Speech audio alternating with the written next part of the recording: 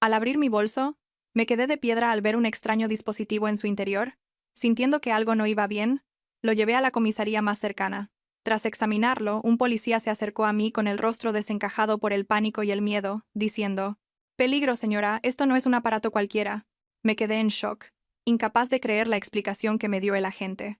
Pero antes de empezar la historia, por favor, escribid en los comentarios desde qué parte del mundo estáis viendo esto. No olvidéis darle a me gusta y suscribiros para que este canal siga creciendo y pueda traeros historias aún más fascinantes. La atmósfera en el dormitorio era silenciosa y apacible. Solo se oía el suave murmullo del aire acondicionado envolviendo la noche. Las agujas del reloj en la pared avanzaban con un ritmo constante, marcando exactamente las 3 de la madrugada. Amaranta seguía sumida en un sueño profundo y tranquilo. Sus sueños se sentían lejanos y difusos. Sin embargo, esa calma se hizo añicos cuando el teléfono fijo, situado en la mesita de noche, sonó con estridencia. El timbre rasgó el silencio de la noche como un grito prolongado, forzando a la conciencia a regresar a la superficie. Amaranta se despertó de un sobresalto, con el corazón latiéndole a 1000 por hora. Parpadeó, intentando reunir los pedazos de su alma aún dispersos en el mundo de los sueños. Su mano tanteó en la oscuridad en busca del auricular. ¿Quién llamaría a una hora tan intempestiva?, pensó con aprensión. Las llamadas a deshoras nunca solían traer buenas noticias. Con mano temblorosa, descolgó el auricular y se lo llevó a la oreja. Su voz sonó ronca al saludar a la persona al otro lado de la línea. Era la voz de un hombre, presa del pánico y la prisa. Dijo ser un vecino de su madre, Elvira, la del pueblo. Sin rodeos, le dio la noticia que hizo que la sangre de Amaranta se helara en las venas. Le dijo que su madre, Elvira, había perdido el conocimiento de repente, y que su estado era crítico. A Amaranta se le cortó la respiración. La imagen del rostro de su madre, ya anciana y viviendo sola en el pueblo, inundó su mente al instante. Las lágrimas asomaron a sus ojos. El miedo a perder a la persona que más amaba le oprimía la garganta hasta dejarla sin aire. El hombre al teléfono la instó a ir de inmediato, ya que el estado de su madre empeoraba por segundos. Amaranta dejó caer el auricular, que volvió a su sitio con un golpe seco. Se giró hacia el otro lado de la cama y sacudió el cuerpo de su marido, Ignacio, que dormía de espaldas a ella. Amaranta gritó su nombre, desesperada. Ignacio se desperezó lentamente y abrió los ojos con una mirada algo molesta, pero serena. Amaranta, entre sollozos y con la voz entrecortada, le explicó que su madre se estaba muriendo y que tenía que ir al pueblo ahora mismo. Esperaba que Ignacio saltara de la cama, se preparara y cogiera el coche para llevarla, como haría cualquier marido solícito. Sin embargo, la reacción de Ignacio fue totalmente inesperada. El hombre se levantó y se sentó al borde de la cama, frotándose la cara despacio. Luego, miró a Amaranta con una expresión indescifrable. No parecía en absoluto alarmado. Ignacio le cogió los hombros e intentó calmarla con una voz suave pero firme. Dijo que le encantaría acompañarla, pero que hoy era un día crucial para su carrera. Le recordó la importante reunión con el Consejo de Administración que tendría lugar esa misma tarde. Esa reunión determinaría el futuro de la empresa y la posición de Ignacio en ella. Si no asistía, todo su esfuerzo de años se iría al traste y podrían perderlo todo. Amaranta se quedó en silencio al oír la explicación de su marido. Una punzada de decepción le atravesó el corazón. En un momento tan crítico, necesitaba desesperadamente un apoyo. Pero también sabía lo duro que trabajaba Ignacio para mantener su cómoda vida. Amaranta era una esposa complaciente, y siempre intentaba comprender la posición de su marido. A regañadientes, reprimió su ego. Dijo que lo entendía y que iría sola. Ignacio asintió, diciendo que era la mejor opción. Le pidió que se preparara rápidamente mientras él calentaba el motor del coche y le preparaba todo lo necesario para el viaje, para que ella no tuviera que preocuparse por nada. Amaranta fue rápidamente al baño a lavarse la cara, hinchada por el llanto. El agua fría en su piel la ayudó a pensar con un poco más de claridad. Aunque la ansiedad por el estado de su madre dominaba sus sentimientos, se vistió con ropa cómoda y se recogió el pelo de forma rápida pero ordenada. No había tiempo para mirarse al espejo. Su mente ya volaba hacia la casa de su madre en el pueblo, a cientos de kilómetros de la ciudad donde vivía. Rezaba en su interior, rogando a Dios que protegiera a su madre hasta que ella llegara. Mientras tanto, en la planta de abajo, Ignacio parecía ocupado entre la cocina y el garaje. Cogió una bolsa de viaje de Amaranta y empezó a meter varias cosas. Guardó una botella de agua mineral, unos bocadillos y un paquete de pañuelos de papel. Sus movimientos eran tranquilos y metódicos, no como los de alguien cuya esposa estaba sufriendo una desgracia. Después de meter la comida, Ignacio sacó una pequeña caja de un cajón oculto en su despacho. Miró la caja un instante con una expresión gélida, y luego la deslizó en lo más profundo de la bolsa de Amaranta. En el fondo, oculta bajo los pliegues de una chaqueta de repuesto, cerró la bolsa herméticamente y la llevó al coche. Amaranta bajó las escaleras a toda prisa. Vio a Ignacio de pie junto al coche, cuyo motor ya ronroneaba suavemente. Ignacio le abrió la puerta a Amaranta y colocó la bolsa que había preparado en el asiento del copiloto. La miró con una expresión que parecía llena de preocupación. Le pidió que tuviera cuidado en la carretera, que no corriera y que le avisara en cuanto llegara. Amaranta asintió. Las lágrimas volvieron a brotar. Se sentía culpable por tener que dejar a su marido solo al cuidado de la casa. Pero su preocupación por su madre era mucho mayor. Amaranta le dio un beso a Ignacio, pidiéndole la bendición para que su viaje fuera bien. Ignacio le besó la frente. Un beso que pareció normal, pero para Amaranta fue una fuente de fuerza. Amaranta entró en el coche y se abrochó el cinturón de seguridad. Respiró hondo, intentando calmar los latidos de su corazón, que seguía desbocado. Ignacio cerró la puerta del coche y le hizo una señal para que se fuera. El coche retrocedió lentamente para salir de su lujoso chalet. Cuando el coche empezó a alejarse del jardín, Amaranta miró por el retrovisor central. Vio la figura de Ignacio de pie en el porche, en penumbra. Su marido no entró directamente en casa. Se quedó erguido, observando cómo el coche de Amaranta se marchaba. Desde la distancia, la silueta del rostro de Ignacio era borrosa. Amaranta no pudo ver con claridad la expresión de su marido, pero algo le dio mala espina. Ignacio sacó el móvil del bolsillo y empezó a teclear algo, en lugar de despedirse con la mano como de costumbre. Amaranta apartó esa extraña sensación. Pensó que quizás Ignacio estaba contactando con algún colega para preparar la reunión. Tenía que concentrarse en conducir. El viaje al pueblo de su madre llevaría unas 4 o 5 horas si el tráfico era fluido. A esa hora, la carretera estaría desierta y podría ir más rápido. La imagen del rostro de su madre volvió a llenar sus pensamientos. Esperaba que no fuera la última vez que pudiera ver su sonrisa. Con firme determinación, Amaranta pisó el acelerador.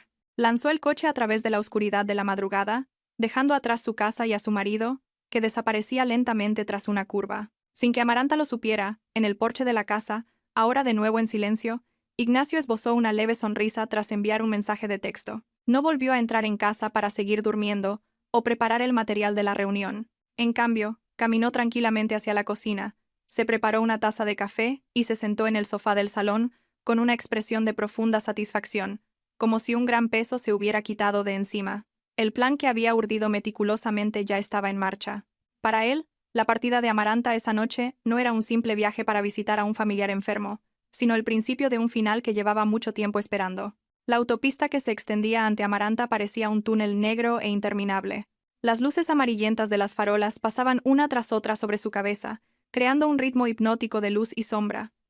Al ser de madrugada, el tráfico era muy escaso. Solo había 1 o 2 camiones de gran tonelaje que avanzaban lentamente por el carril derecho, transportando mercancías entre ciudades. Por lo demás, la carretera era solo para Amaranta. El silencio en el habitáculo del coche solo era roto por el sonido de los neumáticos rozando el asfalto y la suave música clásica que Amaranta había puesto en el sistema de audio del coche a bajo volumen. Necesitaba esa calma para mantener la serenidad.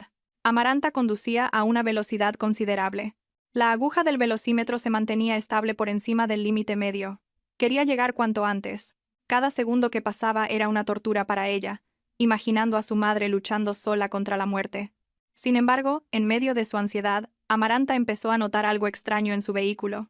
Al principio pensó que solo era su imaginación, debido al cansancio y al sueño, pero la sensación se hizo cada vez más real. El coche, que normalmente se deslizaba con suavidad, ahora parecía un poco más pesado. Una fina vibración subía desde la parte inferior del coche hasta el volante que sujetaba. No era una vibración normal. Era diferente a la que se siente al pasar por un bache. Sonaba como un zumbido grave y constante, como si algo estuviera pegado al motor o al chasis del coche y afectara a su aerodinámica. Amaranta intentó ignorarlo. Pensó que quizás el coche solo necesitaba una revisión rutinaria que Ignacio podría haber pasado por alto debido a sus ocupaciones. Trató de mantenerse concentrada en la carretera. Pasó 1 hora, y Amaranta ya estaba lejos de la ciudad. La oscuridad a ambos lados de la autopista era cada vez más densa, dominada por dehesas y campos que no se veían. De repente, el indicador de gasolina del salpicadero parpadeó en naranja. Amaranta frunció el ceño. Recordaba que anteayer Ignacio le había dicho que había llenado el depósito. ¿Consumía tanto el coche o es que Ignacio se había olvidado de repostar? Amaranta redujo la velocidad. No podía arriesgarse a quedarse sin gasolina en medio de una autopista desierta como aquella. Vio una señal que indicaba un área de servicio con gasolinera a unos 5 kilómetros. Amaranta decidió parar un momento. Además de repostar, quería ir al baño y lavarse la cara para despejarse. Puso el intermitente izquierdo y fue reduciendo la velocidad mientras el coche se desviaba hacia el área de servicio. El lugar parecía desierto. Solo había unos cuantos camiones aparcados con los conductores durmiendo dentro, y un sedán estacionado en una esquina lejana. Las luces de neón de la gasolinera zumbaban suavemente, rodeadas de polillas. El empleado de la gasolinera parecía adormilado, sentado en un banco junto a los surtidores. Después de aparcar el coche junto a un surtidor y pedirle al empleado que lo llenara, Amaranta se reclinó en el asiento. Sentía el cuerpo dolorido. Cogió la bolsa que Ignacio le había preparado para sacar la cartera. Al meter la mano en la bolsa, notó un montón de cosas bastante apretadas. Había una botella de agua, los bocadillos y una chaqueta. Amaranta buscó más a fondo para encontrar su cartera, que solía guardar en un bolsillo interior de la bolsa, pero, en lugar del suave cuero de la cartera, la punta de sus dedos tocó una superficie fría, dura y metálica. Amaranta frunció el ceño. No recordaba tener nada así en su bolso. Con curiosidad, apartó la chaqueta que cubría el fondo de la bolsa. Allí, escondida, había una caja metálica de color negro, del tamaño de un ladrillo pequeño. El objeto le resultaba extraño. No tenía marca, ni inscripciones, solo una robusta caja negra con unos finos cables que se adivinaban en las juntas. Lo que hizo que el corazón de Amaranta se acelerara de repente fue una pequeña luz indicadora en un lado de la caja que parpadeaba con una tenue luz roja. Lentamente, Amaranta sacó la caja de la bolsa. Pesaba bastante. Le dio vueltas bajo la luz del habitáculo del coche. Esto no es una batería externa, pensó. Su forma era demasiado tosca para ser un accesorio electrónico común. Tampoco era un módem de Internet. Una sensación de malestar comenzó a recorrerle la nuca. ¿Por qué Ignacio había metido esto en su bolso? ¿Sería una herramienta de trabajo de Ignacio que se había colado por error? ¿Pero por qué estaba en su bolsa de viaje? ¿Y por qué esa luz parpadeaba como si el aparato estuviera activo? Amaranta buscó un botón para apagarlo. Temía que el objeto consumiera la batería o dañara otras cosas en su bolso. Encontró un pequeño interruptor en un lateral. Sin pensarlo 2 veces, Amaranta lo pulsó. Sin embargo, en lugar de apagarse, la luz indicadora, que antes parpadeaba lentamente en rojo, de repente cambió a amarillo y comenzó a parpadear a un ritmo más rápido. Se oyó un suave pitido rítmico. Bip, bip, bip. El sonido parecía una cuenta atrás en un reloj digital. Un frío glacial recorrió desde la punta de sus dedos hasta todo su cuerpo. Su instinto le gritaba que algo iba mal. Muy mal. Recordó las películas de acción que había visto con Ignacio sobre rastreadores o incluso algo más peligroso. Pero esto era el mundo real, y ella solo era un ama de casa normal y corriente. Era imposible que hubiera un objeto así en su bolso. Intentó desechar esos malos pensamientos, pero el temblor del miedo no desaparecía. Miró al empleado de la gasolinera que estaba cerrando el depósito de su coche fuera de la ventanilla. El mundo exterior parecía normal, pero dentro de este coche, Amaranta sentía que sostenía un misterio mortal. Amaranta volvió a colocar el objeto en el asiento del copiloto con mucho cuidado. Como si estuviera hecho de un cristal fino y frágil, cogió su cartera con la mano temblando violentamente, pagó la gasolina al empleado sin decir mucho y cerró rápidamente la ventanilla. Ya no fue al baño. Sus ganas de orinar desaparecieron de repente, sustituidas por un terror infundado pero muy intenso. Miró el objeto negro que ahora parpadeaba en amarillo. Su mente era un torbellino. Debería llamar a Ignacio y preguntarle, pero una vocecita en su interior se lo prohibía. La imagen del rostro de Ignacio en el porche, esa sonrisa indescifrable y su decisión de no acompañarla a ver a su madre. Todas las piezas del rompecabezas giraban en la cabeza de Amaranta. Si Ignacio había metido este objeto y parecía peligroso, entonces llamar a Ignacio quizás no era una buena idea. Amaranta respiró hondo, intentando controlarse. No podía entrar en pánico. Tenía que averiguar qué era realmente este objeto. Amaranta arrancó el motor del coche, pero no lo dirigió de nuevo hacia la entrada de la autopista.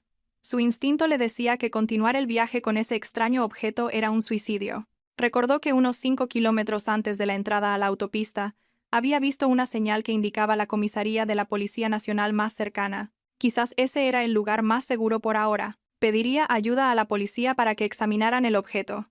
Si resultaba ser solo una herramienta de trabajo inofensiva de Ignacio, se disculparía y continuaría su viaje. Pero si era otra cosa, Amaranta no se atrevía a seguir pensando. Con las manos empapadas en sudor frío, Amaranta giró el volante, sacando el coche del área de servicio por una salida trasera, alejándose de la autopista, hacia una carretera secundaria oscura y solitaria. El objeto en el asiento de al lado seguía emitiendo su bip.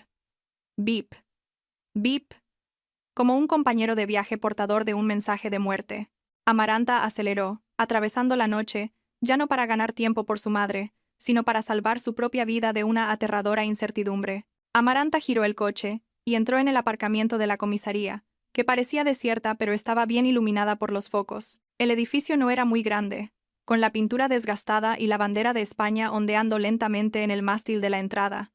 Solo había un coche patrulla aparcado, y varias motos de los agentes. Amaranta aparcó su coche un poco lejos de la entrada principal, impulsada por un instinto que le decía que mantuviera el vehículo alejado del edificio.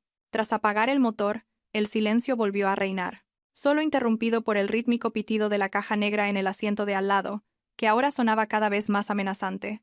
Con las manos aún temblorosas, Amaranta cogió la caja negra, la llevó con cuidado, como si llevara su propia vida en la palma de la mano. Salió del coche y corrió hacia el puesto de guardia. El aire frío de la noche le calaba los huesos y hacía que los mechones de su pelo se agitaran. Pero un sudor frío le empapaba la espalda.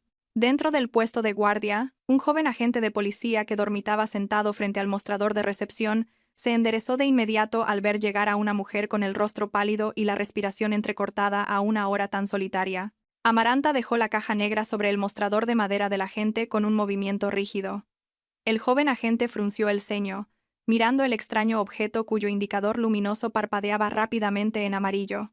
Amaranta intentó hablar, pero la voz se le quedó atascada en la garganta. Solo pudo señalar el objeto mientras balbuceaba que lo había encontrado en su bolso y que creía que era peligroso. El agente pareció confundido al principio y estuvo a punto de tocar la caja. Quizás pensó que era solo un aparato electrónico normal que estaba roto o se había perdido. Pero antes de que sus dedos tocaran la superficie metálica de la caja, una voz firme y autoritaria lo detuvo desde atrás. Un hombre de mediana edad, con el uniforme completo de la Policía Nacional y la insignia de inspector en el hombro, salió de una oficina interior. Era el inspector Montoya, el jefe de la comisaría, que casualmente estaba haciendo horas extras revisando unos expedientes.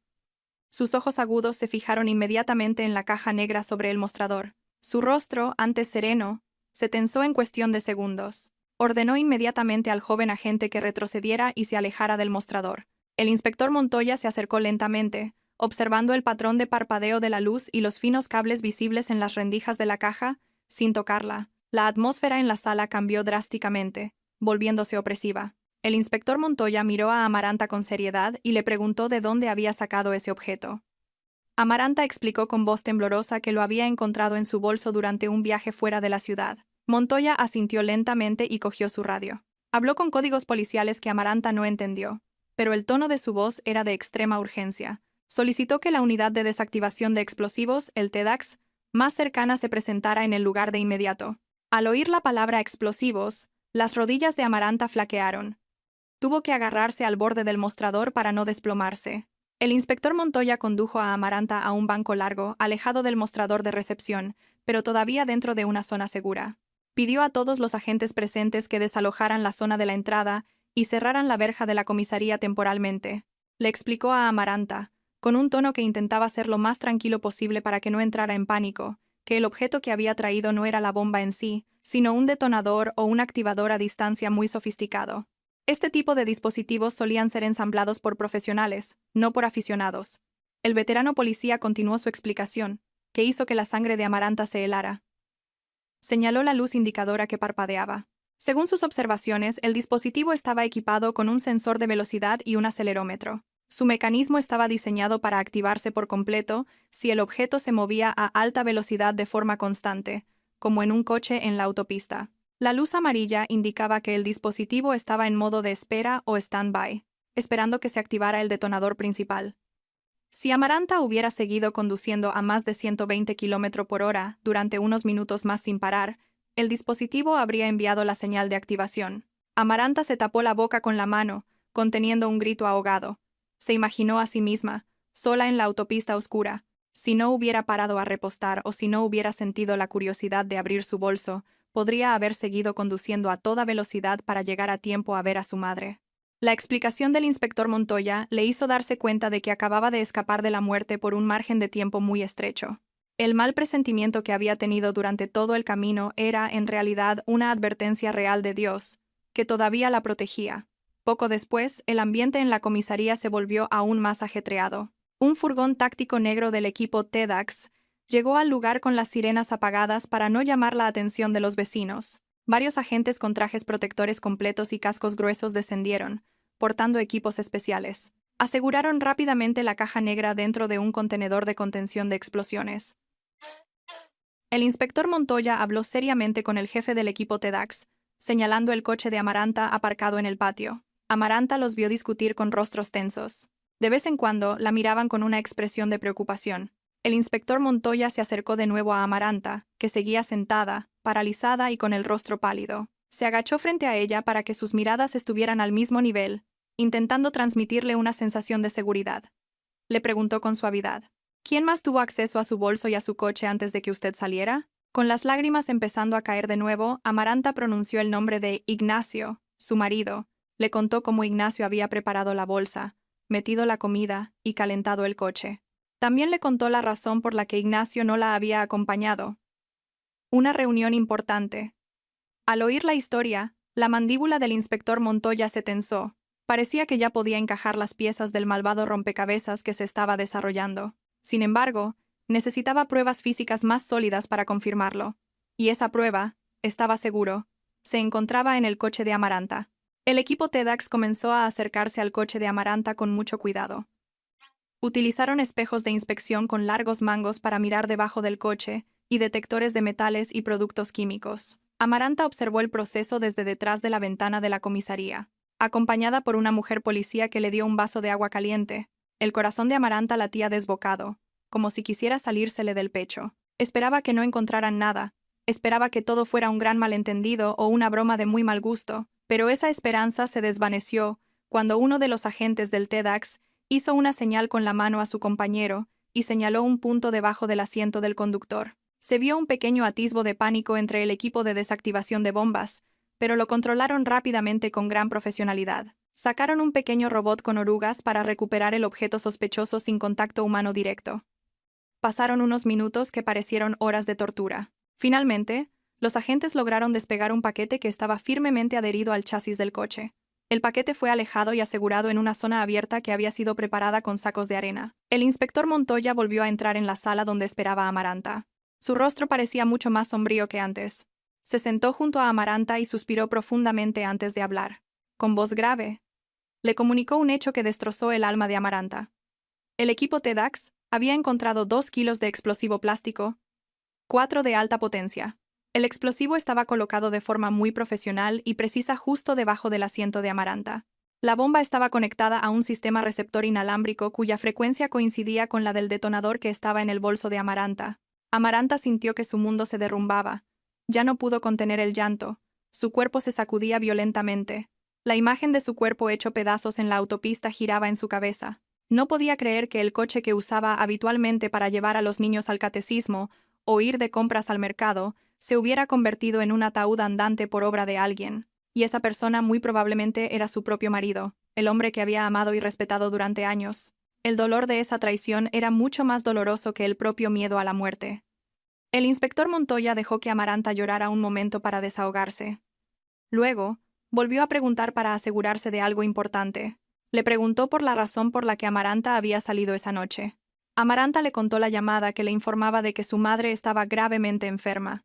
El inspector Montoya, con su agudo instinto de detective, sintió inmediatamente que algo no cuadraba. Le pidió a Amaranta que intentara llamar a su madre, Elvira, en ese mismo momento, usando el teléfono de la comisaría, para confirmar su estado real. Amaranta dudó al principio porque todavía era de madrugada, pero obedeció con manos temblorosas. Marcó el número de teléfono de la casa de su madre en el pueblo. El tono de llamada sonó varias veces. El corazón de Amaranta latía con fuerza, temiendo que nadie contestara o que recibiera otra mala noticia. Sin embargo, tras el cuarto tono, se oyó un hola con la voz ronca típica de alguien que acaba de despertarse. Era la voz de su madre. Sonaba sana, tranquila y un poco confundida. Amaranta rompió a llorar al llamar a su madre. Elvira se sorprendió al oír a su hija llorar y le preguntó qué pasaba. Amaranta preguntó: ¿Estás enferma, mamá? Elvira se rió entre dientes, diciendo que estaba perfectamente sana. que acababa de levantarse para rezar sus oraciones matutinas, y que no pasaba nada. El teléfono se le cayó de las manos a Amaranta, quedando colgado del cable. Miró al inspector Montoya con la mirada perdida. Su madre estaba bien. La llamada de esa madrugada era mentira. La voz de pánico del vecino era falsa. Todo era un montaje. Un montaje para que Amaranta entrara en pánico, obligándola a conducir sola en mitad de la noche, emocionalmente alterada, y a toda velocidad por la autopista para que la bomba explotara. Ignacio lo había planeado todo con sumo detalle y crueldad. Quería que Amaranta muriera en un accidente que pareciera trágico pero plausible, para que nadie sospechara. El inspector Montoya llevó entonces a Amaranta a su despacho. Le mostró la pantalla de su ordenador. El equipo de delitos telemáticos de la policía, actuando con rapidez, ya había conseguido obtener datos iniciales sobre los antecedentes de Ignacio. En la pantalla se mostraban datos financieros aterradores. Ignacio estaba ahogado en deudas de cientos de miles de euros por una estafa de inversión en la que había participado en secreto. Todos los activos de su negocio estaban hipotecados, y lo más doloroso era la póliza de un seguro de vida a nombre de Amaranta, con una cobertura fantástica, que acababa de ser aprobada y activada hacía 3 días. La cláusula principal era el pago íntegro si la asegurada fallecía en un accidente de tráfico. Amaranta miró la pantalla con ojos vidriosos. Todas las piezas del puzzle encajaban ahora para formar una imagen monstruosa. La amabilidad de Ignacio en los últimos tiempos, la bolsa preparada, el coche calentado y la excusa de la reunión importante, todo formaba parte de un plan de asesinato por dinero. Su marido no solo quería matarla, sino que quería cambiar su vida por dinero para cubrir su propia codicia y su fracaso. Amaranta sintió náuseas. Su amor sincero había sido correspondido con un veneno mortal. En medio de su corazón destrozado, el inspector Montoya miró a Amaranta fijamente. Dijo que no podían permitir que Ignacio se saliera con la suya. La ley debía aplicarse, y Amaranta debía obtener justicia. Pero para arrestar a Ignacio con pruebas irrefutables, necesitaban la cooperación de Amaranta. El inspector Montoya le preguntó si estaba dispuesta a hacer algo arriesgado, pero que atraparía a Ignacio en su propio juego. Amaranta se secó las lágrimas bruscamente. Su rostro, antes lleno de miedo, se volvió poco a poco frío y duro. Su mirada, antes suave, se agudizó, reflejando una fuerte determinación. Miró al inspector Montoya y asintió con firmeza. Ya no era una víctima débil. Estaba lista para luchar. El ambiente en el despacho del inspector Montoya se volvió aún más opresivo, como si el oxígeno de la habitación se estuviera agotando lentamente, reemplazado por una densa nube llamada amarga realidad. Amaranta estaba sentada, rígida, en una silla frente al escritorio del veterano policía. Sus manos se apretaban una a la otra sobre su regazo, hasta que los nudillos se le pusieron blancos. Las lágrimas se habían secado en sus mejillas, dejando un rastro pegajoso que le hacía sentir la piel tirante. Sin embargo, sus ojos ahora reflejaban una mirada diferente. Si antes estaban llenos del miedo y la confusión de una esposa aterrorizada, ahora comenzaban a llenarse de un vacío espeluznante, un vacío creado cuando la confianza es pulverizada. El inspector Montoya colocó una tableta electrónica sobre la mesa, deslizándola lentamente hacia Amaranta con un gesto dubitativo. El hombre de mediana edad parecía reacio, como si supiera que lo que iba a mostrarle era el último clavo en el ataúd del matrimonio de Amaranta. Explicó que la unidad de delitos telemáticos no solo había encontrado los datos de las deudas y el seguro, sino que también habían interceptado las comunicaciones digitales de Ignacio en las últimas horas. La policía necesitaba monitorizar la actividad de Ignacio para ver si había otros cómplices involucrados en el plan de asesinato. Y de esa interceptación había surgido otro hecho no menos repugnante. Amaranta bajó la vista, armándose de valor para mirar la pantalla brillante de la tableta. Allí se mostraba una captura de pantalla de una conversación de una aplicación de mensajería instantánea entre el número de Ignacio y un contacto llamado Cliente VIP. Sin embargo, el contenido de la conversación no tenía nada que ver con negocios. El lenguaje utilizado era muy íntimo, lleno de apodos cariñosos y emojis de corazones que le revolvieron el estómago a Amaranta. El verdadero nombre de la propietaria del contacto, según el rastreo policial, era Sabrina. Amaranta conocía ese nombre. Sabrina era una de las compañeras de trabajo de Ignacio, una mujer de carrera cuya inteligencia Ignacio a menudo elogiaba delante de Amaranta, una mujer que había estado en su casa varias veces por asuntos de trabajo y a la que Amaranta había recibido amablemente. Incluso le había preparado la comida en alguna ocasión. El dedo índice de Amaranta temblaba mientras se desplazaba por la pantalla, leyendo uno por uno los mensajes intercambiados. Los mensajes fueron enviados justo cuando Ignacio le dijo a Amaranta que se fuera al pueblo. Ignacio escribió un mensaje diciendo que el paquete ya había sido enviado. refiriéndose a que Amaranta ya se había marchado. La respuesta de Sabrina hizo que a Amaranta le hirviera la sangre. La mujer preguntaba con un tono meloso cuándo podrían ser libres y disfrutar del dinero de este gran proyecto. Ignacio respondió con la dulce promesa de que, después de que saliera la noticia de la tragedia a la mañana siguiente, reservarían inmediatamente los billetes para unas vacaciones en Europa el próximo mes para celebrar su libertad financiera y su nuevo estatus. Resultó que la importante reunión del Consejo de Administración, que era la razón por la que Ignacio no podía acompañar a Amaranta, era una completa mentira. En la conversación se reveló que esa tarde Ignacio y Sabrina planeaban tener una comida romántica en un restaurante exclusivo del centro de la ciudad para celebrar el éxito inicial de su plan. Ignacio quería construir una coartada de que estaba ocupado trabajando mientras su esposa sufría un trágico accidente fuera de la ciudad. La traición se sentía doblemente dolorosa para Amaranta. Ignacio no solo quería matarla por dinero para pagar sus deudas, sino que también quería deshacerse de ella por otra mujer. Amaranta sintió que había estado viviendo en un teatro donde ella era la única que no conocía el guión. Amaranta volvió a dejar la tableta sobre la mesa lentamente, como si el objeto acabara de quemarle la punta de los dedos. Cerró los ojos, respirando hondo, una bocanada de aire que le dolió en los pulmones. La imagen del rostro de Ignacio sonriendo dulcemente mientras le daba dinero para la compra o le decía que estaba guapa, se transformó ahora en el rostro de un monstruo aterrador.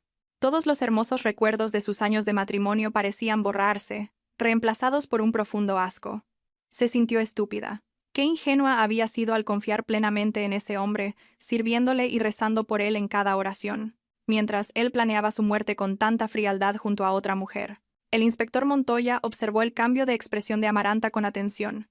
Como policía que llevaba décadas tratando casos criminales, sabía que este momento era un punto de inflexión para una víctima. Era el momento en que la tristeza se convertía en ira.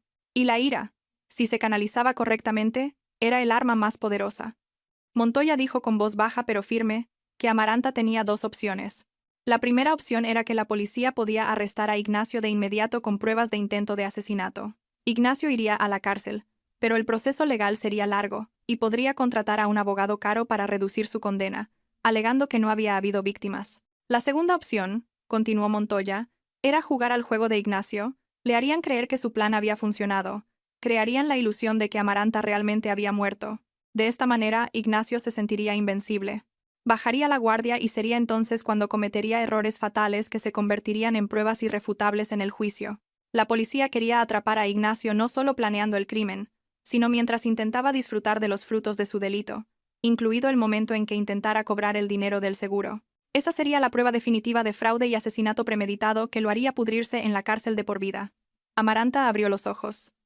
Ya no había lágrimas en ellos. Su mirada era ahora fría, tan tranquila como la superficie de un lago profundo, pero con una fuerte corriente subterránea. Recordó el rostro de su madre en el pueblo, que casi pierde a su única hija. Recordó cómo estuvo a punto de morir absurdamente en una autopista solitaria. El dolor en su corazón se endureció lentamente hasta convertirse en una determinación de acero. No quería que Ignacio pasara solo unos años en la cárcel y luego saliera libre. Quería que Ignacio experimentara la ruina total. Quería que su marido sintiera la caída desde el lugar más alto que había soñado. Amaranta miró fijamente al inspector Montoya y asintió lentamente. Eligió la segunda opción. Estaba dispuesta a hacer el cebo. De repente, el móvil de Amaranta que estaba sobre la mesa vibró brevemente. La pantalla se iluminó mostrando una notificación de un mensaje entrante de Ignacio. Mi amor. El corazón de Amaranta latió con fuerza, una mezcla de odio y miedo. El inspector Montoya le hizo una seña para que no tocara el móvil todavía. Leyó el mensaje a distancia sin desbloquearlo. El mensaje decía: Maika, cariño, ¿por qué no me has avisado? ¿Por dónde vas? Estoy preocupado, tengo un mal presentimiento. Un mensaje que parecería muy cariñoso para un extraño. Sin embargo, para Amaranta y Montoya, que sabían la verdad, el mensaje sonaba aterrador.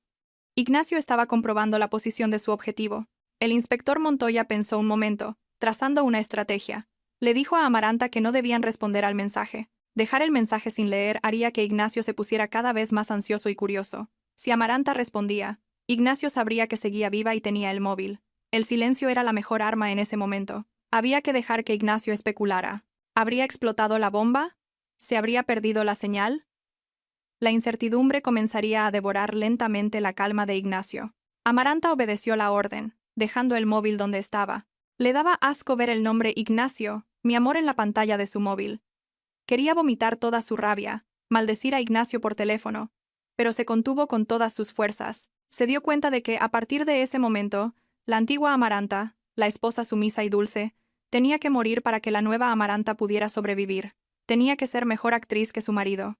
Tenía que ser fuerte, no por ella misma, sino por la justicia y por su madre, que no sabía nada en el pueblo. El inspector Montoya llamó entonces a varios de sus agentes. Empezó a repartir tareas con rapidez y eficacia. Un equipo se encargaría de llevar a Amaranta a un piso franco, un lugar seguro que nadie pudiera rastrear.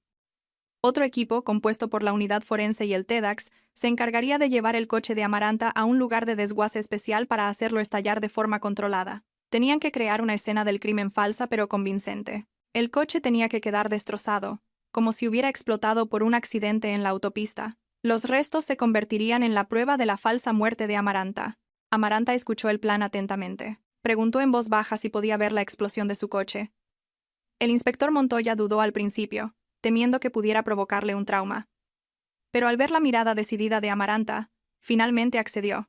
Quizás para Amaranta ver el coche destruido sería un acto simbólico de liberación, el símbolo de la destrucción de su falso matrimonio. El inspector Montoya ordenó a sus agentes que prepararan un chaleco antibalas para Amaranta como procedimiento de seguridad estándar. Luego se prepararon para moverse. La noche avanzaba. Pero para Amaranta, no era hora de dormir. Era el comienzo de una guerra silenciosa. Una guerra contra la persona que dormía a su lado cada noche. Al salir del despacho del inspector Montoya hacia el coche de policía que la llevaría, Amaranta miró el cielo nocturno, oscuro y sin estrellas. Se prometió a sí misma que Ignacio pagaría caro cada lágrima derramada esa noche, y que ella misma se aseguraría de que la cuenta fuera saldada por completo. Una comitiva de vehículos policiales avanzaba rompiendo el silencio de la noche hacia una zona desolada y árida en las afueras de la ciudad. Un coche patrulla lideraba el camino sin sirenas. Solo sus luces giratorias rompían la oscuridad. En medio, una grúa especial transportaba el coche de Amaranta, que aún contenía la bomba. Y detrás, Amaranta iba sentada en un vehículo táctico junto al inspector Montoya y dos agentes armados. Se dirigían a una antigua cantera de piedra caliza abandonada, un lugar que el equipo TEDx solía utilizar para prácticas de detonación o para destruir explosivos encontrados de antiguas guerras. Estaba lejos de cualquier zona habitada, rodeada de altos acantilados de piedra caliza que amortiguarían el sonido y la vibración de la explosión. Durante el viaje, Amaranta permaneció en silencio, mirando el respaldo del asiento de delante. Su mente vagaba. Recordaba ese coche, un utilitario blanco que Ignacio le había comprado hacía 3 años como regalo de aniversario de bodas. Amaranta recordaba lo feliz que se sintió en ese momento. Recordaba cómo Ignacio le entregó las llaves del coche con un gran lazo rojo, abrazándola y susurrándole que quería que estuviera segura y cómoda cuando viajara. ¡Qué irónico! El coche que le regaló por motivos de seguridad se había convertido ahora en el instrumento para acabar con su vida. Ese regalo era en realidad un caballo de Troya que albergaba la muerte. Cada dulce recuerdo de ese coche ahora sabía a veneno doloroso. Al llegar a la antigua cantera, el ambiente era desolador y frío. El viento nocturno soplaba con fuerza, levantando polvo de tiza. Los agentes instalaron rápidamente focos portátiles que iluminaron la amplia y llana zona central de la cantera. El coche de Amaranta fue bajado de la grúa con sumo cuidado y colocado en el centro de la zona despejada. El equipo TEDx volvió a trabajar con sus trajes protectores completos. No iban a desactivar la bomba, sino a detonarla a distancia, pero con una configuración que haría que la explosión pareciera un accidente por colisión e incendio del depósito de gasolina, no un atentado terrorista. Esto era importante para que el escenario del accidente de tráfico fuera aceptado por el público y la compañía de seguros. Amaranta estaba de pie detrás de una línea de seguridad, a unos 200 metros del coche, protegida por un muro de observación de hormigón. El inspector Montoya estaba a su lado, sosteniendo unos prismáticos. Antes de la detonación, un agente le pidió permiso a Amaranta para sacar del coche algunos objetos personales que pudieran necesitar ser salvados o, por el contrario, dejados como prueba. Amaranta entregó su bolso, pero pidió al agente que dejara uno de sus zapatos y un pañuelo que solía llevar en el coche.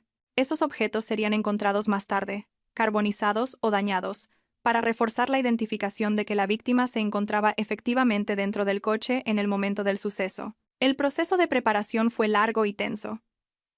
Los agentes colocaron varios maniquíes de pruebas de choque en el asiento del conductor para simular el peso de un cuerpo humano. También rociaron un poco de combustible adicional alrededor del coche para asegurar un efecto de incendio dramático tras la explosión. El objetivo principal era calcinar el vehículo hasta que fuera difícil de reconocer, borrar cualquier rastro del mecanismo de la bomba casera de Ignacio. Una vez que todo estuvo listo, todo el personal se retiró a la zona segura. El ambiente se volvió silencioso, solo se oía el sonido del viento y el crepitar de las radios de la policía. El comandante del equipo TEDx comenzó la cuenta atrás por el altavoz. 5, 4, 3. Amaranta contuvo la respiración. Sus manos se aferraban a la barandilla de delante. Sus ojos no se apartaban del pequeño coche blanco que estaba solo en medio del campo yermo. El coche parecía tan frágil y desdichado bajo la deslumbrante luz de los focos. 2. 1. Detonación. Una explosión ensordecedora rompió el silencio de la noche. Una gigantesca bola de fuego de color naranja rojizo se elevó hacia el cielo, iluminando las paredes de los acantilados de piedra caliza con una luz aterradora. El suelo que pisaba Amaranta vibró violentamente. La onda expansiva de la explosión le golpeó la cara como una bofetada de aire caliente. Aunque estaba a una distancia segura, el estruendo fue tan fuerte que le zumbaban los oídos. El coche blanco desapareció instantáneamente. Engullido por las llamas, fue lanzado ligeramente por los aires antes de caer de nuevo como un amasijo de hierros ardiendo. Amaranta miró el fuego rugiente con los ojos muy abiertos, sin parpadear. El calor de las llamas pareció consumir los últimos vestigios de sus dudas. Al ver cómo el chasis de su coche comenzaba a derretirse y ennegrecerse, Amaranta sintió que una parte de ella también moría allí. La Amaranta ingenua, la Amaranta que siempre cedía, la Amaranta ciega a la maldad de su marido, todo había sido consumido por el fuego junto con el coche. De las cenizas de la destrucción resurgiría una nueva figura, que no se detendría hasta que se hiciera justicia. Una lágrima rodó por su mejilla, no de tristeza, sino de un extraño alivio. Estaba a salvo, seguía viva, e Ignacio no lo sabía. Después de que los bomberos, que estaban de guardia, comenzaran a controlar el fuego, el inspector Montoya dio la señal al equipo de relaciones públicas de la policía. Según el plan, pronto difundirían información limitada a las redes de radio de tráfico y a algunos periodistas de sucesos locales de confianza. La noticia se emitiría como un accidente en solitario en el kilómetro X. Un coche se incendió violentamente. Se presume que el conductor murió en el acto. Esta información fue diseñada para llegar a oídos de Ignacio a través de los canales de noticias o las redes sociales, no a través de una llamada directa de la policía, para que el pánico de Ignacio pareciera natural. Justo cuando los agentes estaban rociando agua sobre los restos humeantes del coche, el móvil de Amaranta sonó en el bolsillo del inspector Montoya. El inspector miró la pantalla. «Su marido está llamando», dijo, secamente. Era una llamada telefónica normal, no un mensaje de WhatsApp. Ignacio podría estar empezando a entrar en pánico porque su mensaje no había sido respondido y su presentimiento empeoraba, o quizás estaba intentando actuar como un marido preocupado. Montoya le mostró a Amaranta la pantalla parpadeante del móvil. El nombre Ignacio, mi amor, aparecía allí, con una foto de perfil de ambos sonriendo felices. Una foto del pasado que ahora parecía una farsa. Amaranta negó con la cabeza, indicando que no lo cogiera. Montoya dejó que el teléfono sonara. Una vez, 2 veces, 3 veces. El timbre sonaba estridente en medio del silencio posterior a la explosión. Al cuarto tono, el inspector Montoya pulsó el botón de rechazar, e inmediatamente apagó el móvil y le sacó la tarjeta SIM. Esa acción tendría un efecto dramático al otro lado. Para Ignacio, un teléfono que rechaza la llamada y luego se queda inactivo podría interpretarse como una pérdida de señal o un móvil destruido por un suceso fatal. La señal de vida digital de Amaranta había sido cortada. A partir de ese momento, para el mundo exterior, Amaranta ya no existía. Era un fantasma.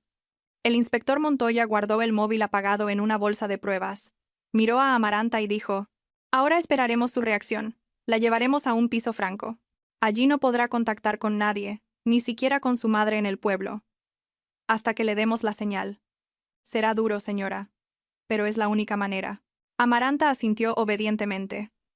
Miró una última vez los restos de su coche, que ahora eran solo un esqueleto de metal negro y humeante. El olor a goma y metal quemado impregnaba el aire. Se dio la vuelta y caminó hacia el coche de policía, sin mirar atrás. Sus pasos eran firmes y decididos. Esa noche aprendió que la persona más cercana puede ser el enemigo más letal, y para luchar contra él, tenía que convertirse en algo que su enemigo nunca esperaría. Una mujer que ya no tenía miedo, porque ya había muerto una vez. El ambiente en el reservado del restaurante, situado en la última planta de un rascacielos, era tranquilo y exclusivo. El aroma de la comida cara preparada por un chef de renombre se mezclaba con el perfume de los lirios frescos que adornaban cada mesa. En uno de los rincones más estratégicos, junto a un gran ventanal que ofrecía vistas del bullicio de la ciudad desde las alturas. Ignacio estaba sentado frente a Sabrina. Sobre su mesa había un postre de lujo y 2 copas de zumo de frutas de importación cuyos colores brillaban bajo la luz de las lámparas de cristal. Para un observador lejano, parecían un par de exitosos socios de negocios disfrutando de un almuerzo relajado o quizás una pareja de amantes bien avenida. Pero la calma en el rostro de Ignacio era solo una fina máscara que llevaba con dificultad. Detrás de la sonrisa educada que dedicaba al camarero que le servía agua mineral, su corazón latía desbocado. Desde esa mañana, no había dejado de mirar su móvil, que había colocado boca abajo sobre la mesa. El último mensaje que le envió a Amaranta nunca recibió respuesta. Sus llamadas tampoco conectaban. Esa incertidumbre lo tenía inquieto. ¿Había funcionado su plan? ¿Había explotado la bomba según sus cálculos? ¿O hubo algún fallo técnico que salvó a Amaranta y ahora estaba de camino a casa o denunciándolo a la policía? Esos malos pensamientos daban vueltas en su cabeza como una peonza incontrolable. Sabrina, una mujer hermosa con un elegante traje de chaqueta y el pelo perfectamente peinado, se dio cuenta de la inquietud del hombre que tenía delante. Le tocó la mano a Ignacio suavemente, dándole un pequeño apretón con la intención de calmarlo, pero que se sentía exigente. En voz baja para no ser oída por otros clientes, Sabrina le susurró preguntándole por qué parecía tan tenso. Le recordó que deberían estar celebrando ese día como el comienzo de su nuevo futuro. Sabrina instó a Ignacio a relajarse, porque si seguía mirando el móvil con cara de pánico, la gente empezaría a sospechar. Ignacio intentó sonreír. Asintió levemente y bebió un sorbo para humedecer su garganta seca. De repente, la atención de todos los clientes del restaurante se desvió. La gran pantalla de televisión de la pared, que normalmente solo emitía canales de noticias bursátiles o promociones turísticas sin sonido, ahora mostraba una llamativa banda roja con el texto «Última hora» en la parte inferior. El gerente del restaurante subió el volumen de la televisión porque la noticia que se emitía se consideraba importante y urgente. Ignacio se giró rígidamente hacia la pantalla. Su corazón pareció detenerse por un instante. En la pantalla, un presentador de noticias con rostro serio informaba de un accidente mortal en la autopista A5, en dirección a Extremadura. La cámara cambió entonces a una grabación de vídeo aficionado del lugar de los hechos. La imagen era temblorosa y borrosa, pero lo suficientemente clara como para mostrar un coche utilitario blanco envuelto en grandes llamas en el arcén. Un denso humo negro se elevaba hacia el cielo diurno. El narrador de la noticia mencionaba que el coche había explotado y ardido violentamente, presuntamente tras perder el control y chocar contra la barrera de protección, lo que provocó una fuga en el depósito de gasolina. También se mencionaba que la conductora, supuestamente una mujer, había muerto en el acto al no poder escapar. En ese instante, Ignacio supo que tenía que empezar su actuación. Era el momento que había ensayado frente al espejo una y otra vez. Dejó caer su vaso al suelo a propósito. El fuerte sonido de los cristales rotos hizo que todas las miradas del restaurante se centraran en él. Ignacio se levantó con el cuerpo temblando. Sus ojos estaban desorbitados, fijos en la pantalla de televisión. Gritó histéricamente, pronunciando el nombre de Amaranta con una voz ronca y llena de desesperación. Señalaba la pantalla de televisión. Actuando. Como si reconociera la matrícula del coche, que en realidad estaba carbonizada y no se veía con claridad. Sabrina, que también estaba lista para su papel, se levantó rápidamente y abrazó a Ignacio, fingiendo calmarlo. Ignacio se desplomó en el suelo, llorando y gritando como un marido que acaba de perder a la mitad de su alma. Varios camareros y otros clientes los rodearon rápidamente con caras de preocupación. Ofrecieron ayuda, agua y palabras de consuelo. Ignacio interpretó su papel a la perfección. Golpeaba el suelo, desvariando sobre cuánto lamentaba haber dejado que su esposa se fuera sola, sobre cuánto la amaba. En su interior, Ignacio sonreía con malicia. Nadie dudaba de su dolor. Su coartada se estaba construyendo sólidamente frente a decenas de testigos. Tras ese breve drama, Ignacio, apoyado en Sabrina, abandonó rápidamente el restaurante. Se dirigieron a toda velocidad al hospital comarcal más cercano al lugar del accidente, donde, según las noticias, había sido trasladado el cuerpo de la víctima. Durante el trayecto en su lujoso coche, los llantos de Ignacio cesaron en cuanto la puerta se cerró y las ventanillas tintadas los aislaron del mundo exterior. Se secó la cara con una toallita húmeda, borrando el rastro de sus lágrimas de cocodrilo. Se volvió hacia Sabrina y le preguntó con tono frío si se había asegurado de que todos los documentos de la póliza de seguro estuvieran bien guardados y no faltara nada. Sabrina asintió con una sonrisa torcida, elogiando la actuación de Ignacio, que según ella, merecía un premio. Al llegar al hospital, el ambiente en el depósito de cadáveres era frío y olía a desinfectante. Varios agentes de policía, incluido el inspector Montoya de Paisano, ya estaban allí. Ignacio volvió a poner su cara de profundo dolor. Caminó tambaleándose hacia la mesa de acero donde yacía rígida una bolsa para cadáveres de color naranja. El forense explicó con tono compasivo que el estado del cuerpo era lamentable, calcinado hasta el punto de ser irreconocible físicamente. Sin embargo, habían encontrado restos de objetos personales, un trozo de tela de un pañuelo y un zapato de mujer que habían sobrevivido al fuego. El agente mostró las pruebas, que ya estaban en una bolsa de plástico transparente. Ignacio miró el zapato, parcialmente derretido. Lo reconoció como el zapato de Amaranta. Cogió la bolsa con manos temblorosas, la apretó contra su pecho y volvió a llorar desconsoladamente. Gritaba el nombre de Amaranta, pidiendo perdón y prometiendo que siempre rezaría por ella. El inspector Montoya observaba cada movimiento de Ignacio desde un rincón de la sala con una mirada penetrante detrás de sus gafas de sol. Vio cómo Ignacio miraba de vez en cuando al personal administrativo del hospital, como si estuviera impaciente por terminar con el asunto. El colmo de la vileza de Ignacio llegó cuando le pidieron que firmara una declaración de renuncia a la autopsia y el formulario para retirar el cuerpo. Ignacio argumentó que no quería que el cuerpo de su esposa fuera sometido a más vejaciones, ya que había sufrido bastante, y que quería enterrarla dignamente lo antes posible. Pero cuando el funcionario le entregó el bolígrafo, Ignacio le susurró al administrativo con un tono de urgencia que intentó disimular como pánico.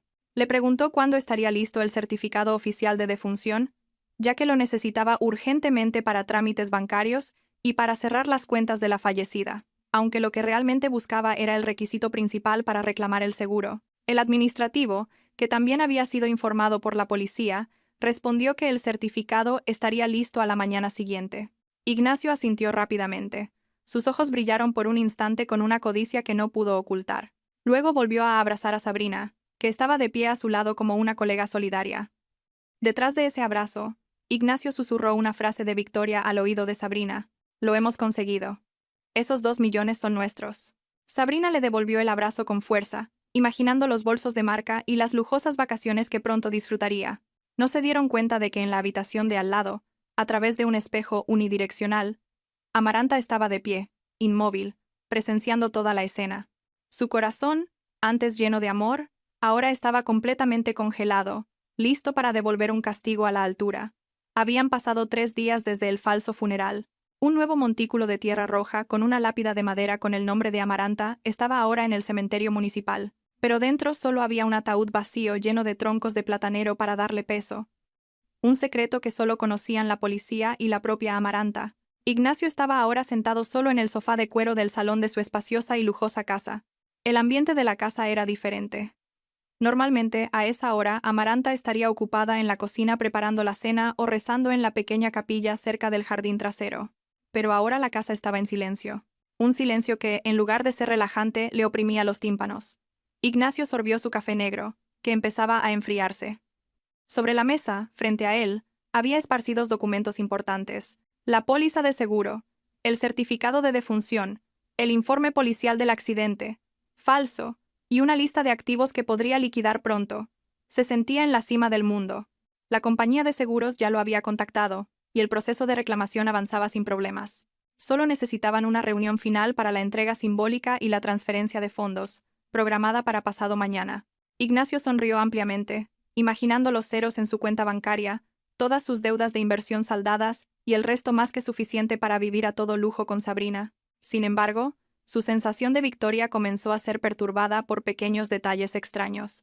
Desde que volvió del funeral la tarde anterior, se sentía observado. Al principio pensó que era solo el efecto del cansancio y un sentimiento de culpa subconsciente normal, pero las molestias se volvieron cada vez más reales y físicas. Esa tarde, cuando entró en el dormitorio principal, que compartía con Amaranta, percibió un aroma muy específico.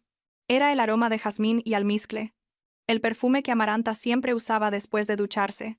El olor era tan fuerte y fresco que parecía que Amaranta acababa de pasar por delante de él hacía unos segundos. Ignacio se quedó paralizado en el umbral de la puerta. Se le erizó el vello. Recorrió la habitación con la mirada. Vacía. Las ventanas bien cerradas. El aire acondicionado funcionaba normalmente. Intentó ahuyentar su miedo con la lógica. Quizás quedaba algo del perfume de Amaranta derramado o impregnado en las cortinas. Caminó rápidamente y abrió las ventanas de par en par para disipar el olor. Luego roció ambientador con aroma a limón en exceso. No quería que quedara ningún rastro de Amaranta en esa casa, especialmente rastros que pudieran despertar recuerdos no deseados. La noche avanzaba y las perturbaciones continuaron. Mientras Ignacio estaba concentrado calculando el reparto del dinero en su portátil, de repente oyó un sonido débil desde la parte trasera de la casa. El sonido era suave, rítmico y muy familiar. Era el sonido de la música que Amaranta solía poner en un pequeño altavoz Bluetooth mientras cocinaba o limpiaba. Ignacio se quedó helado. Su corazón se aceleró. Sabía perfectamente que había apagado ese altavoz y lo había guardado en el trastero porque no le gustaba oírlo. Con pasos vacilantes y un ligero temblor, Ignacio caminó hacia la fuente del sonido. A medida que se acercaba al salón trasero, el sonido se hacía más claro. Efectivamente, sobre la mesa del comedor, el pequeño altavoz blanco estaba encendido, reproduciendo esas melodías a un volumen moderado. Ignacio miró el objeto con horror. ¿Quién lo había encendido? Estaba solo en casa. Había dado libre a la asistenta del hogar durante una semana con la excusa de que quería estar tranquilo. Con una mezcla de rabia y miedo, Ignacio cogió el altavoz y lo estrelló contra el suelo, haciéndolo añicos. La música se detuvo al instante, reemplazada por la respiración agitada de Ignacio, en la habitación de nuevo silenciosa. «Maldita sea». «¿Quién está jugando conmigo?», gritó Ignacio. Su voz resonó en las paredes vacías. Corrió a revisar la puerta trasera y las ventanas. Todo estaba cerrado con llave desde dentro. No había señales de entrada forzada. El sudor frío comenzó a correr por su sien. Volvió al salón, intentando calmarse encendiendo la televisión a todo volumen. Quizás hubo un cortocircuito en el altavoz y se encendió solo, pensó, tratando de ser racional. Sí, seguro que era un aparato electrónico barato y defectuoso. Cansado de la tensión, Ignacio decidió acostarse temprano. Subió al segundo piso, entró en su habitación y se dirigió directamente a su mullida cama king size. Quería cerrar los ojos y despertarse a la mañana siguiente con el sol brillando, esperando que todas estas extrañas sensaciones hubieran desaparecido. Ignacio tiró de su cara manta de seda y apoyó la cabeza en la almohada. Sin embargo, su cabeza golpeó algo duro debajo de la funda. No sintió la suavidad de las plumas de ganso, sino un objeto sólido y doloroso. Ignacio gimió molesto. Se incorporó y palpó debajo de la almohada. Su mano tocó una caja metálica y fría. Cuando sacó el objeto y lo vio bajo la tenue luz de la lámpara de noche, sus ojos casi se salieron de sus órbitas. Su rostro se puso pálido como el papel. Era el detonador. El activador de la bomba de color negro con la luz indicadora que conocía tan bien. El dispositivo que debería haberse destruido en la explosión junto con el coche de Amaranta en la autopista. El dispositivo que él mismo había montado y escondido en la bolsa. ¿Por qué estaba aquí? ¿Cómo era posible? Si el detonador estaba aquí, ¿qué había explotado en el coche? Ignacio giró la caja con manos temblorosas. En la parte inferior de la caja había pegada una nota adhesiva de color amarillo brillante. En ella, un mensaje escrito con una caligrafía que conocía muy bien. La letra fina y ordenada de Amaranta. «Cariño, se te olvidó apagar esto. ¡Qué desperdicio de batería!». Ignacio lanzó la caja al otro extremo de la habitación, como si acabara de tocar un ascua del infierno. Retrocedió hasta que su espalda chocó contra el armario. Jadeaba como si se estuviera asfixiando. Esto no podía ser un fantasma. Los fantasmas no pueden mover objetos físicos. Los fantasmas no escriben mensajes en notas adhesivas. Esto era obra de un ser humano. Alguien estaba jugando con él. Alguien conocía su secreto. Y solo había otra persona además de él que conocía los detalles del plan de la bomba y el detonador. Sabrina. El pensamiento de Ignacio se dirigió inmediatamente a su amante. Sabrina lo sabía todo. Sabrina era la más ambiciosa con el dinero. Seguro que fue Sabrina quien cogió el detonador antes de que Amaranta se fuera, sin que Ignacio lo supiera. Quizás para chantajearlo más tarde o quizás Sabrina se había compinchado con alguien para asustarlo y que le entregara todo el dinero del seguro. La sospecha y la paranoia incendiaron instantáneamente la cordura de Ignacio. Con las manos aún temblorosas, Ignacio cogió su móvil y marcó el número de Sabrina. En cuanto ella contestó, Ignacio no le dio oportunidad de hablar. La insultó directamente con voz contenida pero llena de ira. «¿Te parece gracioso, Sabrina? ¿Qué has puesto en mi almohada? ¿Quieres jugar conmigo? ¿Eh?». Al otro lado, Sabrina sonaba confundida y recién despertada. «¿De qué hablas, Ignacio?». «Estoy en mi apartamento, durmiendo». «Estarás soñando». «No mientas», bramó Ignacio. «El detonador está en mi habitación ahora mismo, con una nota escrita por Amaranta. Solo tú sabías de ese aparato. ¿Quieres chantajearme, verdad? ¿Quieres quedarte con todo el dinero?». Sabrina empezó a enfadarse al ser acusada sin motivo. «¿Estás loco, Ignacio? ¿Cómo iba a ir yo a tu casa? No tengo las llaves». ¿Y para qué iba a guardar una prueba de nuestro crimen? Debes estar alucinando por el estrés. Tómate un tranquilizante. Sabrina colgó unilateralmente. Ignacio tiró el móvil sobre la cama. Se tiró del pelo, frustrado. Si no era Sabrina, entonces ¿quién? ¿Podría Amaranta seguir viva? Imposible. Las noticias lo habían confirmado. La policía lo había confirmado. Incluso había visto los restos del zapato quemado de Amaranta.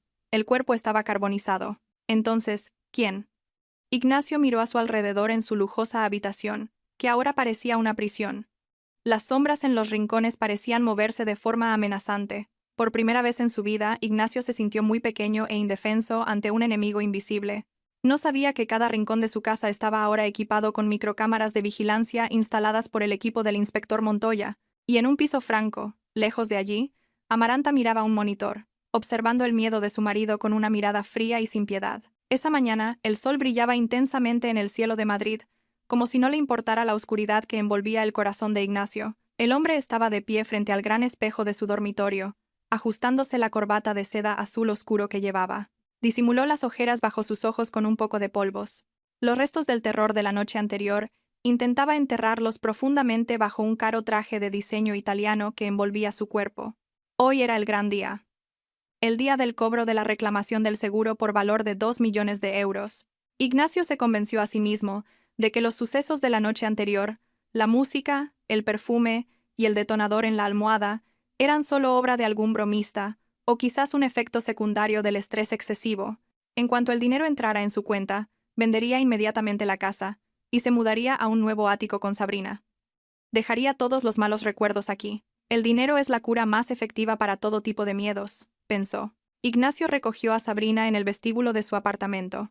La mujer estaba deslumbrante con un atuendo formal y discreto, pero que realzaba sus curvas, haciéndose pasar por la secretaria personal de Ignacio. No hablaron mucho en el coche. Había una tensión palpable en el aire, resaca de la discusión telefónica de la noche anterior. Sin embargo, el brillo de la promesa de millones de euros les hizo acordar una tregua temporal. Sabrina cogió el brazo de Ignacio mientras entraban en el rascacielos donde se encontraba la sede de la compañía de seguros. El edificio era imponente, con suelos de mármol pulido y gente caminando con paso rápido y seguro. Ignacio sintió que volvía a formar parte de esa élite, la clase de los ganadores que podían hacer cualquier cosa y salirse con la suya. Fueron recibidos muy amablemente por la recepcionista VIP y conducidos directamente a una sala de reuniones ejecutiva en la última planta. La sala era muy espaciosa, dominada por una larga y brillante mesa de caoba y cómodos sillones de cuero. Una pared de cristal, en un lado de la sala, ofrecía un panorama impresionante de la ciudad.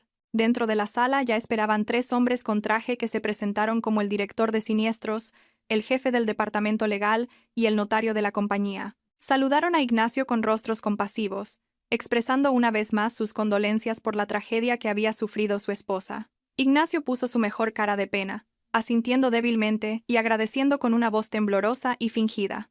La reunión comenzó con formalidades. El director de siniestros elogió a Ignacio como un cliente muy meticuloso y responsable por haber pensado en la protección futura de su amada esposa, aunque el destino hubiera dictado lo contrario. Ignacio escuchó los elogios con el corazón henchido, pero intentó mantener una apariencia humilde. Sabrina se sentó a su lado, abrió un cuaderno y fingió tomar notas de los puntos importantes, aunque sus manos temblaban de entusiasmo contenido. Los documentos de liquidación estaban apilados ordenadamente frente a Ignacio. Solo faltaba la firma final y la verificación biométrica. Ignacio sintió que la victoria estaba al alcance de su mano. Casi podía sentir la textura del dinero en la punta de sus dedos. Pero el ambiente de la sala cambió de repente cuando el jefe del departamento legal dijo que, antes de la firma, había un procedimiento estándar de la compañía para revisar la cronología de los hechos como formalidad de documentación interna. Pidió permiso para proyectar una breve presentación de vídeo en la gran pantalla del proyector al final de la sala. Ignacio asintió relajadamente, pensando que el vídeo sería solo un perfil de la empresa o un resumen de los datos de su póliza de seguro. Las luces de la sala se atenuaron automáticamente, y la pantalla del proyector se iluminó en blanco brillante. Ignacio se reclinó cómodamente en su silla, listo para pasar por esta aburrida formalidad a cambio de su dinero. El vídeo comenzó.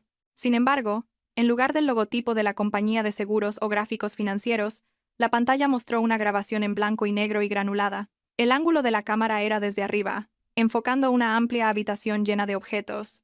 Ignacio frunció el ceño, sintiendo que el lugar le resultaba familiar. Su corazón comenzó a latir más rápido cuando reconoció el suelo de baldosas y la disposición de los armarios de herramientas. Era el garaje de su casa. La fecha y la hora en la esquina inferior izquierda de la pantalla mostraban las 3 de la madrugada. Exactamente la noche del suceso, antes de que Amaranta se fuera, a Ignacio se le cortó la respiración. Se vio a sí mismo entrando en el encuadre de la cámara. En el vídeo, se veía a Ignacio con una camiseta y pantalones cortos, llevando una caja de herramientas. Se acercó al coche blanco de Amaranta, luego se tumbó en el suelo y se deslizó bajo el coche, en la parte inferior del asiento del conductor. El vídeo tenía una calidad lo suficientemente alta como para mostrar lo que sostenía. Sus manos estaban ocupadas montando algo, pegando un paquete que claramente no formaba parte del motor del coche. Unos minutos más tarde, Ignacio salió de debajo del coche, se sacudió las manos y sacó una pequeña caja negra, el detonador, mientras sonreía ampliamente hacia el capó del coche, como si acabara de completar una obra de arte. La sangre pareció desaparecer del cuerpo de Ignacio. Su rostro se volvió pálido como la cera. Se quedó paralizado en su silla. Sus ojos estaban desorbitados, fijos en la pantalla que ahora mostraba su rostro en primer plano, desde otra cámara oculta de cuya existencia no tenía ni idea. Ahora lo recordaba. Esa cámara, una pequeña cámara que había instalado hacía un año para vigilar a su asistenta, de quien sospechaba que robaba comida, pero se había olvidado de apagarla y de que los datos se guardaban automáticamente en la nube. Ignacio se giró, aterrorizado, hacia Sabrina. El rostro de Sabrina estaba igual de pálido. Su boca se abrió con incredulidad. La mujer deslizó lentamente su silla para alejarse de Ignacio. Como si Ignacio fuera una enfermedad contagiosa y mortal. Los ejecutivos de la aseguradora que tenía delante ya no sonreían amablemente. Sus rostros eran ahora fríos, duros y llenos de juicio. El director de siniestros que antes lo elogiaba ahora lo miraba con desprecio. Ya no había palabras de condolencia. El silencio en la sala era ensordecedor. Solo se oía el zumbido del proyector, que seguía reproduciendo la prueba del crimen de Ignacio una y otra vez. Ignacio intentó abrir la boca para negarlo, para gritar que era un vídeo manipulado, un deepfake, pero se quedó sin voz. La garganta se le cerró por un miedo real. Se dio cuenta de que había entrado voluntariamente en la jaula del león. De repente, la presentación en la pantalla se detuvo y fue reemplazada por unas grandes letras rojas. Reclamación denegada. Indicios de asesinato premeditado. Al mismo tiempo, las luces de la sala se encendieron de nuevo con toda su intensidad, deslumbrando los ojos de Ignacio, que ya veía borroso. El sonido de la cerradura de la puerta de la sala girando se oyó claramente desde la entrada principal. Ignacio se giró con movimientos espasmódicos hacia la puerta. Esperaba que esto fuera solo una pesadilla. Esperaba despertarse en su habitación, y que nada de esto fuera real. Pero cuando la pesada puerta de caoba se abrió lentamente, las esperanzas de Ignacio se hicieron añicos. La figura que entró en la sala le hizo soltar un grito ahogado. Retrocedió hasta que su silla de oficina volcó hacia atrás. Cayó al suelo de moqueta, arrastrándose hacia atrás, temblando violentamente, como si viera a un fantasma resucitado de la tumba para reclamar venganza. La figura se detuvo erguida en el umbral de la puerta, iluminada por la brillante luz del pasillo, creando una silueta elegante pero intimidante. Era Amaranta. No un fantasma, no una sombra, sino la Amaranta real, vestida con un elegante vestido azul oscuro y el pelo bien recogido. Su rostro estaba fresco, sus mejillas sonrosadas y saludables, muy diferente de la imagen del cadáver carbonizado que había atormentado la mente de Ignacio. Amaranta entró tranquilamente. Cada golpe de sus zapatos en el suelo de mármol sonaba como el martillo de un juez dictando la sentencia de muerte para Ignacio. Detrás de Amaranta estaba el inspector Montoya con su uniforme completo, acompañado de 2 agentes de policía armados con fusiles de asalto, listos para actuar. ¡Fantasma! ¡Demonio! ¡Vete!, gritó Ignacio histéricamente, cubriéndose la cara con los brazos. Sus piernas pataleaban en el aire. Perdió por completo la cordura por un momento. Para él, ver a Amaranta viva era lógicamente imposible. Estaba seguro de que la bomba había explotado. Vio el vídeo en las noticias. Vio su zapato quemado. Entonces, ¿cómo era posible que esta mujer estuviera aquí, ilesa? Sabrina, sentada en un rincón de la sala, también gritó de miedo. Intentó esconderse detrás de la mesa de reuniones. Su cuerpo temblaba violentamente al darse cuenta de que su juego había terminado. Amaranta se detuvo a 2 pasos de Ignacio, que estaba acurrucado patéticamente en el suelo. Miró a su marido, el hombre que una vez consideró su guía, su protector y el amor de su vida. Ahora no era más que un cobarde codicioso. Ya no había amor en el corazón de Amaranta, ni tampoco tristeza. Lo único que quedaba era lástima al ver lo bajo que puede caer un ser humano por dinero. Con una voz tranquila pero afilada como un puñal, Amaranta dijo: «No soy un fantasma, Ignacio. Estoy viva. Tu madre en el pueblo está sana, y yo también estoy sana. El que está enfermo eres tú. Gravemente enfermo, carcomido por la codicia». Al oír la voz real de Amaranta, Ignacio bajó los brazos lentamente. La miró con los ojos rojos y llorosos. Su cerebro intentaba procesar la realidad. ¿Tú estás viva?», susurró con voz ronca. Pero el coche, la explosión. El inspector Montoya se adelantó, situándose al lado de Amaranta, y con un tono firme y autoritario lo explicó todo. «Todo fue un montaje nuestro, señor Ignacio. La explosión la realizamos de forma controlada para tenderle una trampa. Queríamos ver hasta dónde llegaría fingiendo su dolor antes de intentar cobrar este dinero sucio. Y resulta que ni siquiera esperó a que la tierra de la tumba de su esposa se secara». El veterano policía procedió a leerle sus derechos. Declaró a Ignacio detenido por múltiples cargos: intento de asesinato con premeditación, fraude al seguro y falsificación de documentos públicos. Sabrina, al oír la palabra cárcel, entró en pánico. Salió de su escondite y señaló a Ignacio. «Todo fue idea suya, señor policía. A mí solo me obligó, me amenazó. Ignacio fue quien montó la bomba. Yo no sabía nada. Lo juro, soy una víctima», gritó Sabrina, tratando de salvarse sacrificando a su amante. Exactamente como serpientes que se devoran entre sí. Ignacio miró a Sabrina con incredulidad. «Traición. Respondida con traición. ¡Zorra! Tú fuiste la que me presionó porque necesitabas dinero para tu estilo de vida. Tú me diste la idea del seguro». Ignacio se levantó para atacar a Sabrina. Pero dos agentes de policía lo redujeron rápidamente. Estamparon el cuerpo de Ignacio contra la mesa de reuniones, le retorcieron los brazos a la espalda y le pusieron unas frías esposas de metal. Clic. El sonido del cierre de las esposas fue el más hermoso que Amaranta había oído jamás. Sabrina tampoco se libró. Gritaba mientras una agente le ponía las esposas y la arrastraba fuera de la sala. Ignacio, ya indefenso y con la cara pegada a la mesa, se giró para mirar a Amaranta por última vez. Su mirada era suplicante, intentando manipular a Amaranta una vez más. «Amaranta, cariño, perdóname. Fue un momento de locura.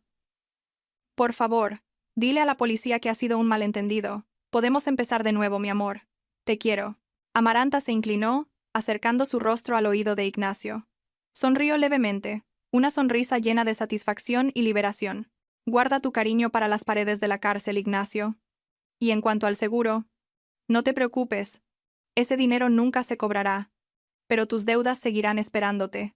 Disfruta de tu infierno en la tierra». Amaranta se dio la vuelta y salió de la sala sin mirar atrás, dejando a Ignacio gritando su nombre mientras era arrastrado por la policía. 6 meses después, la mañana en un pequeño pueblo a los pies de la sierra era increíblemente pacífica. El aire fresco y puro acariciaba el rostro de Amaranta, que estaba sentada en el porche de una sencilla casa de campo. En su mano sostenía una taza de té de jazmín caliente. A su lado, su madre, Elvira, estaba sentada tranquilamente, peinándose el pelo, ya completamente blanco. Ambas disfrutaban de la vista de los campos verdes que se extendían frente a la casa. No había ruido de claxones, ni llamadas telefónicas a medianoche, ni más miedo. Amaranta cogió el móvil que estaba sobre la mesa, abrió una aplicación de noticias nacionales. El titular principal de ese día mostraba los rostros de Ignacio y Sabrina con chalecos de presos de color naranja. El titular decía en letras grandes: «Condena máxima para los autores del intento de asesinato de esposa por un seguro, prisión permanente revisable y todos sus bienes embargados para pagar deudas». El artículo mencionaba que el juez no encontró ningún atenuante para Ignacio, ya que su crimen fue considerado extremadamente sádico y planificado. Ignacio pasaría el resto de su vida entre rejas, solo, arruinado y humillado por todo el país. Sabrina recibió una condena de 20 años de cárcel por su complicidad. Amaranta leyó la noticia sin ninguna expresión particular. Su odio se había desvanecido lentamente, reemplazado por una profunda gratitud. Dios la había salvado de una manera extraordinaria. Había recuperado el derecho a la casa heredada de su padre, después de que el tribunal anulara todas las transacciones ilegales de Ignacio, y vendió esa casa llena de malos recuerdos para montar un negocio de cultivo hidropónico en el pueblo con su madre. El dinero de la venta de la casa era más que suficiente para vivir una vida sencilla pero feliz. «Hija, el té se te va a enfriar». La suave voz de su madre sacó a Amaranta de sus pensamientos. Amaranta se volvió y sonrió sinceramente a su madre. «Sí, mamá. ¿Qué miras en el móvil tan seria?, preguntó su madre con inocencia. Elvira nunca supo los terribles detalles de la bomba. Amaranta solo le dijo que se divorció porque Ignacio fue arrestado por un caso de estafa, para proteger la salud del corazón de su madre. Nada, mamá. Solo la noticia de una mala persona que finalmente ha recibido su castigo, respondió Amaranta, apagando la pantalla de su móvil. Dejó el aparato a un lado. Amaranta bebió un sorbo de su té caliente, sintiendo el calor extenderse por todo su cuerpo. Vio a los gorriones volar por el patio, libres e independientes, igual que ella ahora. Ya no era la esposa que temía perder a su marido. Era una mujer que había redescubierto su propia fuerza. La gran tormenta había pasado, y ahora el cielo sobre su cabeza estaba despejado y sin una sola nube. Amaranta cerró los ojos por un momento, dando gracias en su interior, y luego se rió con ganas cuando su madre le contó un chiste sobre las gallinas del vecino. La vida era hermosa, y Amaranta acababa de empezar a vivir de verdad.